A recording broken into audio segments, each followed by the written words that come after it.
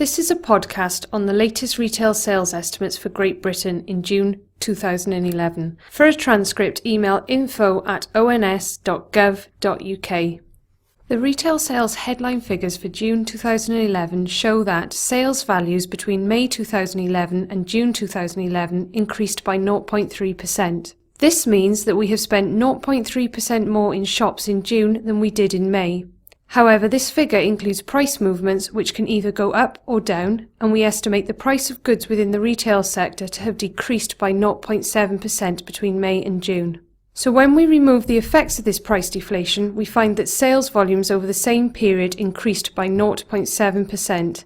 This means that over this period we are spending 0.7% more after we have adjusted for this price fall.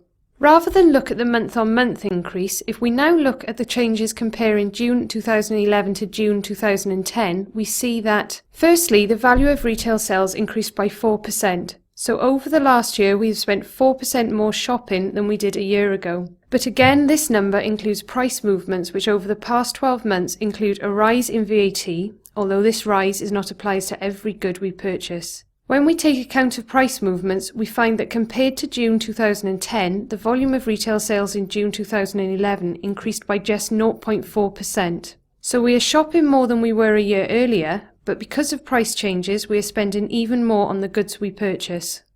Within the retail sector, as consumers, we spend more in some stores than we do in others. Let's look at how much we spend in each of the four main types of store.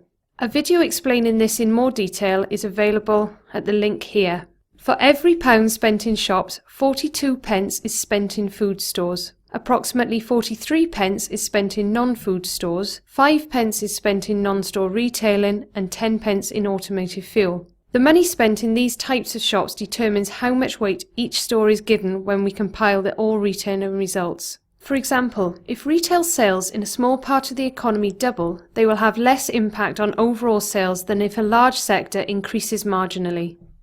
So we showed earlier that the volume of sales increased by 0.4% between June 2010 and June 2011. But how did each of the sectors impact on this increase? Now let's look at the sector results for sales volumes in more detail. Here is the contribution to the increase in the index of 0.4 for each of the four sectors. And we can see that the amount spent in food stores pulled the index down by 1.7 index points. Non-food stores pushed up the index by 0.4 index points, non-store retailing 1.4 index points, and automotive fuel 0.3 index points. So the sum of these four bars gives us the 0.4% increase. Another way of looking at the changes within the sectors is to look at the percentage change in the volume of sales within each sector. So overall, sales volumes, as we have mentioned, increased by 0.4%. However, the previous graph showed that sales in food stores acted to pull down the index, and between June 2010 and June 2011, they actually decreased by 4.2%, the largest year-on-year fall since the series began in 1988. The three other sectors, which comprise of non-food stores, non-store retailing and automotive fuel, all increased, and the largest, a 24.4% increase, was in non-store retailing, the largest year-on-year increase in this sector since records began in 1988. So, because we only spend 5p in every pound in this sector compared to 42p in the food sector, the 24.4% increase does not push the index up as much as the fall of 4.2% in the food sector pulls it down.